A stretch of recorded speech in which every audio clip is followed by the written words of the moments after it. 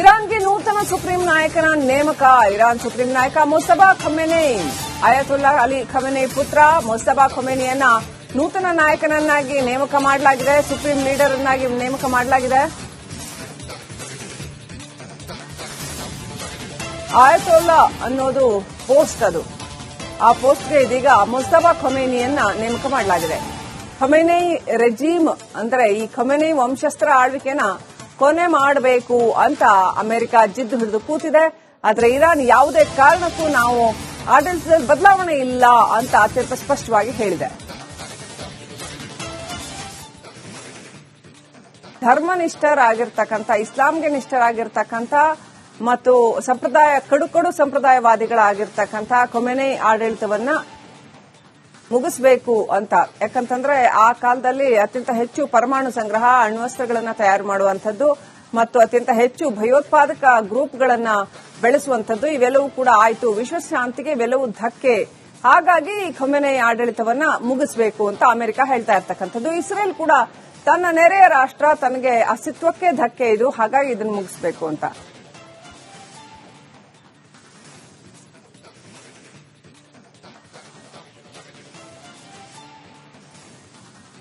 So ಇವತ್ತು ಕೂಡ ಮುಂದುವರಿಯುತ್ತೆ ಯುದ್ಧ ಅಂತ ಹೇಳಲಾಗಿದೆ. ಬಿಗಿನಿಂಗ್ ಅಲ್ಲಿ ವಿಶ್ಲೇಷಕರೆಲ್ಲ 2-3 ದಿನ ಅಷ್ಟೇ ಮುಗಿದೋಗುತ್ತೆ, ಅಂದ್ರೆ ಇರಾನ್ ಬಳಿ ಏನು ಅಷ್ಟೊಂದಿಲ್ಲ, ಅಮೆರಿಕ ಬಹಳ ದೊಡ್ಡ ಸೂಪರ್ ಪವರ್, ದಾಳಿ ಮಾಡಿ ಮುಗಿಸ್ಬಿಡುತ್ತೆ ಅಂತೆಲ್ಲ ಅಂದ್ಕೊಂಡಿದ್ರು. ಆದ್ರೆ ಹಾಗಾಗ್ಲಿಲ್ಲ.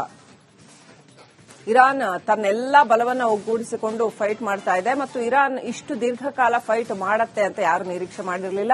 ಇನ್ನೂ ಕೂಡ ಸಾಕಷ್ಟು ದಿನ ಎಷ್ಟು ಬೇಕಾದ್ರೂ ಫೈಟ್ ಮಾಡೋಷ್ಟು ನಮ್ಮ ಹತ್ರ ಶಸ್ತ್ರಾಸ್ತ್ರ ಸಂಗ್ರಹ ಇದೆ ಅಂತ ಇರಾನ್ ಹೇಳ್ತಾ ಇದೆ. ಯಾಕಂತಂದ್ರೆ ಈಗಾಗಲೇ ಇರುವಂತಹ ಸುದ್ದಿಗಳ ಪ್ರಕಾರ ನೆಲದ ಆಳದಲ್ಲಿ ಸುಮಾರು 1600 ಮೀಟರ್ ಆಳದಲ್ಲಿ ಸುರಂಗಗಳನ್ನ ಕೊರೆದು ಅಲ್ಲಿ ಶಸ್ತ್ರಾಸ್ತ್ರ ಸಂಗ್ರಹಗಳ ನಗರಗಳನ್ನೇ ಸೃಷ್ಟಿ ಮಾಡಿ ಇಟ್ಕೊಂಡಿದೆ ಇರಾನ್. ಅಷ್ಟು ಅಂದ್ರೆ ಎಷ್ಟು ಬೇಕಾದ್ರೂ ಯುದ್ಧ ಮಾಡುವಷ್ಟು ಕ್ಷಿಪಣಿ ಸಂಗ್ರಹ, ಶಸ್ತ್ರಾಸ್ತ್ರ ತಯಾರಿಕೆ ಕಳೆದ 30 ವರ್ಷಗಳಿಂದಾನೂ ಕೂಡ ಇದನ್ನೇ ಮಾಡ್ಕೊಂಡು ಬಂದಿದೆ ಅಂತ ಹೇಳಲಾಗ್ತಾ ಇದೆ. ಆದ್ರೆ ಇರಾನ್ ಪರಿಸ್ಥಿತಿ ಏನಾಗಿದೆ ನೀವು ನೋಡ್ತಾ ಇದ್ದೀರಾ, ಟೆಹರಾನ್ನ ದೃಶ್ಯಗಳನ್ನ ನೋಡ್ತಾ ಇದ್ದೀರಾ. ಯಾವ ರೀತಿಯಲ್ಲಿ ಸ್ಮಶಾನ ಆಗಿದೆ ಟೆಹರಾನ್ ಅಂತ. ಎಲ್ಲ ಕಡೆ ಬಾಂಬ್ ಹಾಕಿ ಹಾಕಿ ಹಾಕಿ ಹುಡಿಗಟ್ಟಿ ಬಿಟ್ಟಿದ್ದಾರೆ ಟೆಹರಾನ್ನಲ್ಲಿ ಏನು ಉಳಿದಿಲ್ಲ. ಅಲ್ಲಿನ ಜನ ಸುಮಾರು 10,000ಕ್ಕೂ ಹೆಚ್ಚು ಜನ ಬೇರೆ ಕಡೆ ವಲಸೆ ಹೋಗಿಬಿಟ್ಟಿದ್ದಾರೆ. ಅಲ್ಲಿ ಇರ್ತಕ್ಕಂಥ ಯಾವುದೇ ಇನ್ಫ್ರಾಸ್ಟ್ರಕ್ಚರ್ ಏನೇ ಇದ್ರೂ ಅದನ್ನೆಲ್ಲ ಪುಡಿಗಟ್ಟುತ್ತಾ ಇದೆ ಅಮೆರಿಕ ಮತ್ತು ಇಸ್ರೇಲ್. ಸಂಪೂರ್ಣ ನಾಶ. ಇರಾನ್ಗೆ ಚೇತರಿಸಿಕೊಳ್ಳೋದಕ್ಕೆ ಬಹಳ ವರ್ಷ ಬೇಕು ಇನ್ನು ಆರ್ಥಿಕತೆಯ ದೃಷ್ಟಿಯಿಂದ. ಸಂಪೂರ್ಣ ಪುಡಿ ಆಗಿದೆ ಟೆಹರಾನ್. ಅಲ್ಲಿನ ಎಲ್ಲಾ ಬಗೆಯ ಇನ್ಫ್ರಾಸ್ಟ್ರಕ್ಚರ್ನ, ಅಲ್ಲಿನ ಆಸ್ಪತ್ರೆ ನೋಡಿ, ಇದೊಂದು ಅಲ್ಲಿನ ಆಸ್ಪತ್ರೆ ಕಂಪ್ಲೀಟ್ ಆಗಿ ಪುಡಿ ಆಗಿದೆ. ಏನು ಉಳಿದಿಲ್ಲ ಆಸ್ಪತ್ರೆಯಲ್ಲಿ. ಆಸ್ಪತ್ರೆಗೂ ಕೂಡ ಕ್ಷಿಪಣಿ ದಾಳಿ ಮಾಡಲಾಗಿದೆ. ಕ್ಷಿಪಣಿ ದಾಳಿಯಿಂದಾಗಿ ಅಲ್ಲಿನ ಕಟ್ಟಡಗಳೆಲ್ಲ ಪುಡಿಯಾಗಿ ಉದುರಿವೆ. ಮನುಷ್ಯರಂತೂ ಯಾರೂ ಇಲ್ಲ. ನೋಡಿ, ಇದು ಅಲ್ಲಿನ ಆಸ್ಪತ್ರೆ ಯಾವ ರೀತಿಯಲ್ಲಿ ಕ್ಷಿಪಣಿ ದಾಳಿಯಿಂದಾಗಿ ಪುಡಿಗಟ್ಟಿದೆ ಅಂತ.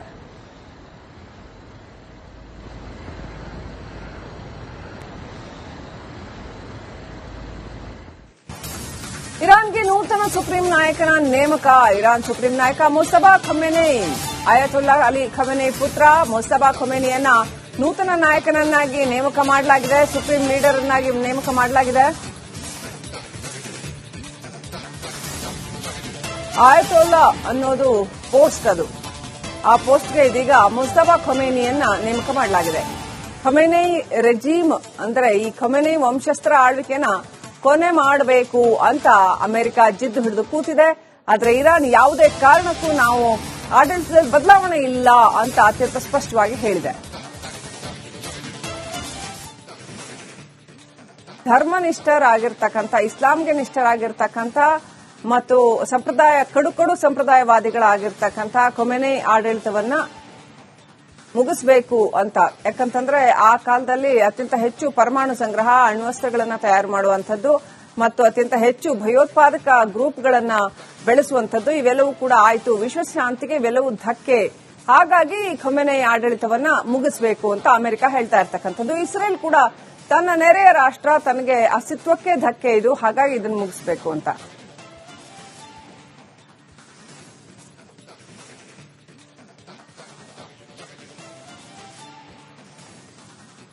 ಸೊ ಇವತ್ತು ಕೂಡ ಮುಂದುವರಿಯುತ್ತೆ ಯುದ್ಧ ಅಂತ ಹೇಳಲಾಗಿದೆ. ಬಿಗಿನಿಂಗ್ ಅಲ್ಲಿ ವಿಶ್ಲೇಷಕರೆಲ್ಲ 2-3 ದಿನ ಅಷ್ಟೇ ಮುಗಿದೋಗುತ್ತೆ, ಅಂದ್ರೆ ಇರಾನ್ ಬಳಿ ಏನು ಅಷ್ಟೊಂದಿಲ್ಲ, ಅಮೆರಿಕ ಬಹಳ ದೊಡ್ಡ ಸೂಪರ್ ಪವರ್, ದಾಳಿ ಮಾಡಿ ಮುಗಿಸ್ಬಿಡುತ್ತೆ ಅಂತೆಲ್ಲ ಅಂದ್ಕೊಂಡಿದ್ರು. ಆದ್ರೆ ಹಾಗಾಗ್ಲಿಲ್ಲ. ಇರಾನ್ ತನ್ನೆಲ್ಲ ಬಲವನ್ನ ಒಗ್ಗೂಡಿಸಿಕೊಂಡು ಫೈಟ್ ಮಾಡ್ತಾ ಇದೆ ಮತ್ತು ಇರಾನ್ ಇಷ್ಟು ದೀರ್ಘಕಾಲ ಫೈಟ್ ಮಾಡತ್ತೆ ಅಂತ ಯಾರು ನಿರೀಕ್ಷೆ ಮಾಡಿರಲಿಲ್ಲ. ಇನ್ನೂ ಕೂಡ ಸಾಕಷ್ಟು ದಿನ ಎಷ್ಟು ಬೇಕಾದ್ರೂ ಫೈಟ್ ಮಾಡೋಷ್ಟು ನಮ್ಮ ಹತ್ರ ಶಸ್ತ್ರಾಸ್ತ್ರ ಸಂಗ್ರಹ ಇದೆ ಅಂತ ಇರಾನ್ ಹೇಳ್ತಾ ಇದೆ. ಯಾಕಂತಂದ್ರೆ ಈಗಾಗಲೇ ಇರುವಂತಹ ಸುದ್ದಿಗಳ ಪ್ರಕಾರ ನೆಲದ ಆಳದಲ್ಲಿ ಸುಮಾರು 1600 ಮೀಟರ್ ಆಳದಲ್ಲಿ ಸುರಂಗಗಳನ್ನ ಕೊರೆದು ಅಲ್ಲಿ ಶಸ್ತ್ರಾಸ್ತ್ರ ಸಂಗ್ರಹಗಳ ನಗರಗಳನ್ನೇ ಸೃಷ್ಟಿ ಮಾಡಿ ಇಟ್ಕೊಂಡಿದೆ ಇರಾನ್. ಅಷ್ಟು ಅಂದ್ರೆ ಎಷ್ಟು ಬೇಕಾದ್ರೂ ಯುದ್ಧ ಮಾಡುವಷ್ಟು ಕ್ಷಿಪಣಿ ಸಂಗ್ರಹ, ಶಸ್ತ್ರಾಸ್ತ್ರ ತಯಾರಿಕೆ ಕಳೆದ 30 ವರ್ಷಗಳಿಂದನೂ ಕೂಡ ಇದನ್ನೇ ಮಾಡ್ಕೊಂಡು ಬಂದಿದೆ ಅಂತ ಹೇಳಲಾಗ್ತಾ ಇದೆ. ಆದ್ರೆ ಇರಾನ್ ಪರಿಸ್ಥಿತಿ ಏನಾಗಿದೆ ನೀವು ನೋಡ್ತಾ ಇದ್ದೀರಾ, ಟೆಹರಾನ್ನ ದೃಶ್ಯಗಳನ್ನ ನೋಡ್ತಾ ಇದ್ದೀರಾ. ಯಾವ ರೀತಿಯಲ್ಲಿ ಸ್ಮಶಾನ ಆಗಿದೆ ಟೆಹರಾನ್ ಅಂತ. ಎಲ್ಲ ಕಡೆ ಬಾಂಬ್ ಹಾಕಿ ಹಾಕಿ ಹಾಕಿ ಪುಡಿಗಟ್ಟಿ ಬಿಟ್ಟಿದ್ದಾರೆ ಟೆಹರಾನ್ನಲ್ಲಿ ಏನು ಉಳಿದಿಲ್ಲ. ಅಲ್ಲಿನ ಜನ ಸುಮಾರು 10,000ಕ್ಕೂ ಹೆಚ್ಚು ಜನ ಬೇರೆ ಕಡೆ ವಲಸೆ ಹೋಗಿಬಿಟ್ಟಿದ್ದಾರೆ.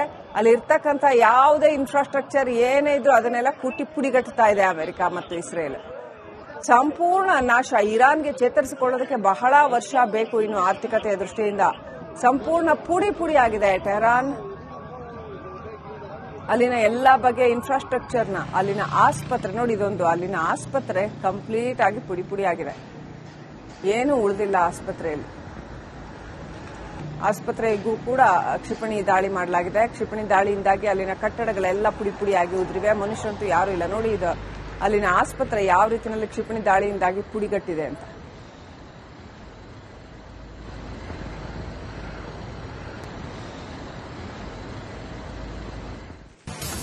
ಇರಾನ್ಗೆ ನೂತನ ಸುಪ್ರೀಂ ನಾಯಕನ ನೇಮಕ. ಇರಾನ್ ಸುಪ್ರೀಂ ನಾಯಕ ಮುಸ್ತಫಾ ಖಮೇನಿ, ಅಯತುಲ್ಲಾ ಅಲಿ ಖಮೇನಿ ಪುತ್ರ ಮುಸ್ತಫಾ ಖಮೇನಿಯನ್ನ ನೂತನ ನಾಯಕನನ್ನಾಗಿ ನೇಮಕ ಮಾಡಲಾಗಿದೆ. ಸುಪ್ರೀಂ ಲೀಡರ್ ಅನ್ನಾಗಿ ನೇಮಕ ಮಾಡಲಾಗಿದೆ. ಅಯತುಲ್ಲಾ ಅನ್ನೋದು ಪೋಸ್ಟ್, ಅದು ಆ ಪೋಸ್ಟ್ಗೆ ಇದೀಗ ಮುಸ್ತಫಾ ಖಮೇನಿಯನ್ನ ನೇಮಕ ಮಾಡಲಾಗಿದೆ. ಖಮೇನಿ ರೆಜೀಮ್ ಅಂದ್ರೆ ಈ ಖಮೇನಿ ವಂಶಸ್ತ್ರ ಆಳ್ವಿಕೆನ ಕೊನೆ ಮಾಡಬೇಕು ಅಂತ ಅಮೆರಿಕ ಜಿದ್ದು ಹಿಡಿದು ಕೂತಿದೆ. ಆದ್ರೆ ಇರಾನ್ ಯಾವುದೇ ಕಾರಣಕ್ಕೂ ನಾವು ಆಡಳಿತದಲ್ಲಿ ಬದಲಾವಣೆ ಇಲ್ಲ ಅಂತ ಅತ್ಯಂತ ಸ್ಪಷ್ಟವಾಗಿ ಹೇಳಿದೆ.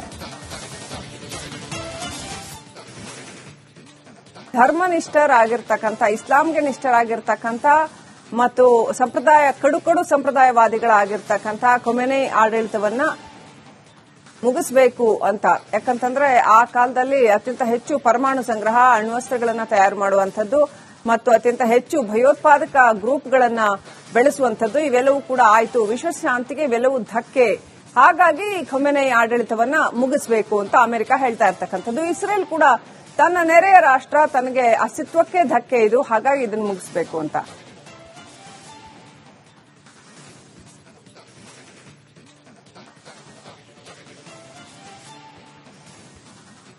ಸೊ ಇವತ್ತು ಕೂಡ ಮುಂದುವರಿಯುತ್ತೆ ಯುದ್ಧ ಅಂತ ಹೇಳಲಾಗಿದೆ. ಬಿಗಿನಿಂಗ್ ಅಲ್ಲಿ ವಿಶ್ಲೇಷಕರೆಲ್ಲ 2-3 ದಿನ ಅಷ್ಟೇ ಮುಗಿದೋಗುತ್ತೆ, ಅಂದ್ರೆ ಇರಾನ್ ಬಳಿ ಏನು ಅಷ್ಟೊಂದಿಲ್ಲ, ಅಮೆರಿಕ ಬಹಳ ದೊಡ್ಡ ಸೂಪರ್ ಪವರ್, ದಾಳಿ ಮಾಡಿ ಮುಗಿಸ್ಬಿಡುತ್ತೆ ಅಂತೆಲ್ಲ ಅಂದ್ಕೊಂಡಿದ್ರು. ಆದ್ರೆ ಹಾಗಾಗ್ಲಿಲ್ಲ.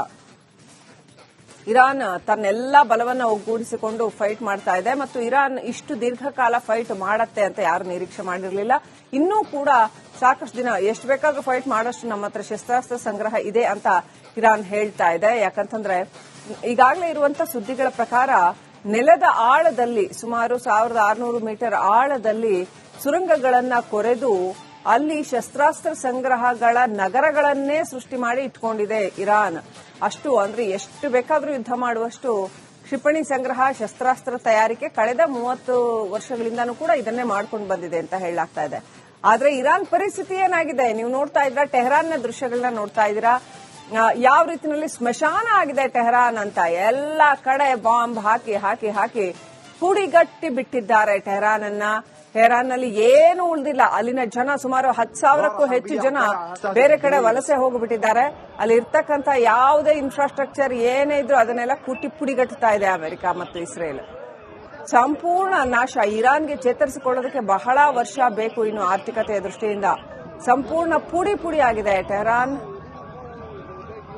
ಅಲ್ಲಿನ ಎಲ್ಲಾ ಬಗೆಯ ಇನ್ಫ್ರಾಸ್ಟ್ರಕ್ಚರ್ನ, ಅಲ್ಲಿನ ಆಸ್ಪತ್ರೆ ನೋಡಿ, ಇದೊಂದು ಅಲ್ಲಿನ ಆಸ್ಪತ್ರೆ ಕಂಪ್ಲೀಟ್ ಆಗಿ ಪುಡಿ ಆಗಿದೆ.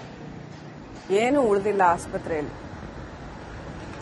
ಆಸ್ಪತ್ರೆಗೂ ಕೂಡ ಕ್ಷಿಪಣಿ ದಾಳಿ ಮಾಡಲಾಗಿದೆ. ಕ್ಷಿಪಣಿ ದಾಳಿಯಿಂದಾಗಿ ಅಲ್ಲಿನ ಕಟ್ಟಡಗಳೆಲ್ಲ ಪುಡಿಯಾಗಿ ಉದುರಿವೆ. ಮನುಷ್ಯರಂತೂ ಯಾರು ಇಲ್ಲ. ನೋಡಿ, ಇದು ಅಲ್ಲಿನ ಆಸ್ಪತ್ರೆ ಯಾವ ರೀತಿಯಲ್ಲಿ ಕ್ಷಿಪಣಿ ದಾಳಿಯಿಂದಾಗಿ ಪುಡಿಗಟ್ಟಿದೆ ಅಂತ.